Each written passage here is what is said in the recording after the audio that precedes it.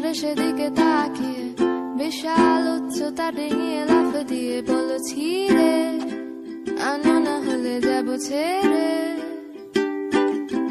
কোন সাদা ছাড়া দরজার হাতল চেপে খট করে মুচড়ে দিয়ে আমাকে দেখে বলে যাবে নাকি নিয়ে যাবো তাকে সাথে।